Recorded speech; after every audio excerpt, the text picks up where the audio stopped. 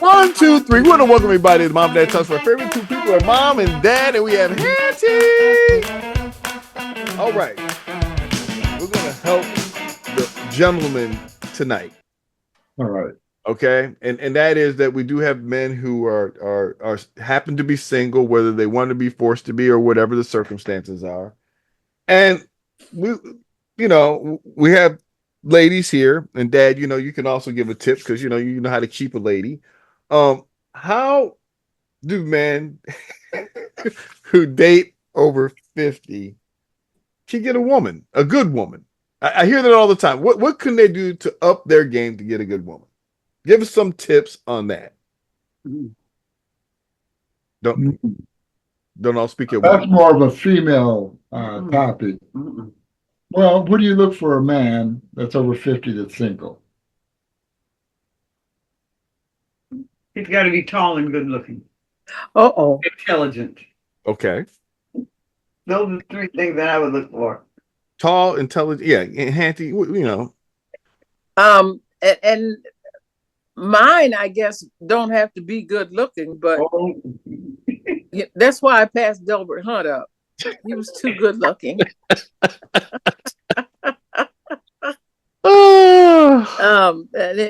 And I probably would. I always felt like I wasn't light enough anyway, light complexion enough.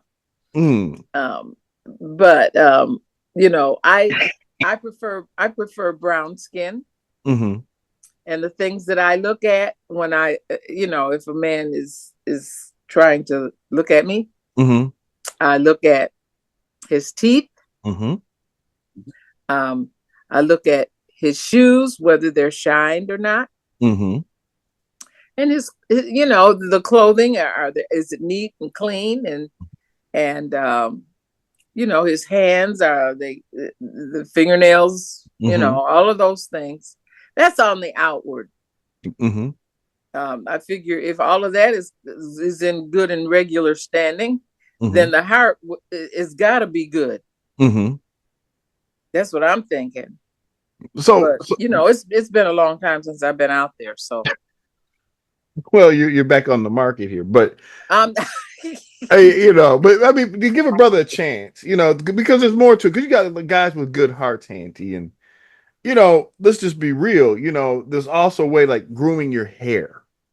Yeah. Absolutely, Todd. Absolutely. Staying neat. Don't let yourself go. A lot of guys tend to let themselves go, or they give up, or things like that. And let's explore about being being considerate. What do you consider a guy being considerate? Because at that age bracket, a lot of guys don't know how to be considerate. They can be romantic, but not considerate. Considering the things that he likes, would you like some water? Mm-hmm.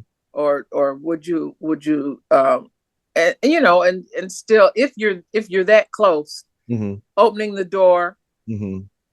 for them, you don't have to be all up on them and arms around them and everything, but mm-hmm. just be a gentleman in all aspects of the relationship, mm-hmm. and continue to be a gentleman. Mm-hmm. Don't let that get old, mm-hmm. because it doesn't go out of style. Oh, and so would you ladies, would, for a dude to have a chance, not only that, be clean, neat, and all that stuff, the other things are, be somewhat accomplished. Does that mean something? Some dudes will brag about their accomplishments. Some dudes don't have accomplishments, and some people don't even know what accomplishments they had. They just exist and they do a job. What would attract you? Is it a turn off with a guy with accomplishment, or is how they present their package as an accomplishment? Now that Mr. and Mrs. Hunt aren't saying anything. Well, because we are not. First of all, Mom, you could comment on it, because you can comment.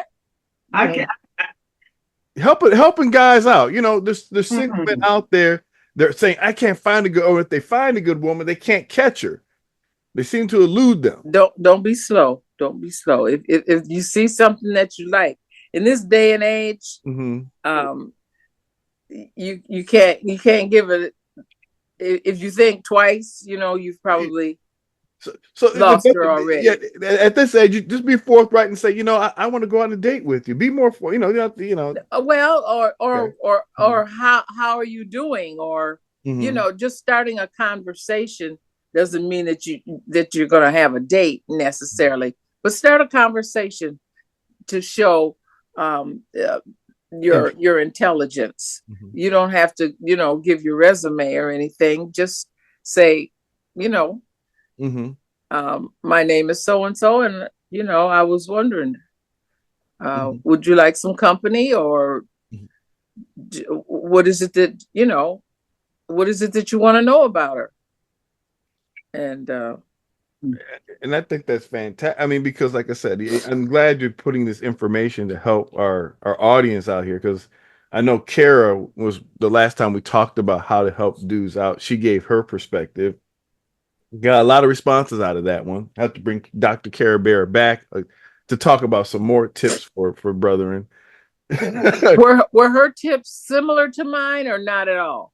Actually, she had some. They were similar to it. The funny thing, they were similar, but then there were other things that she added.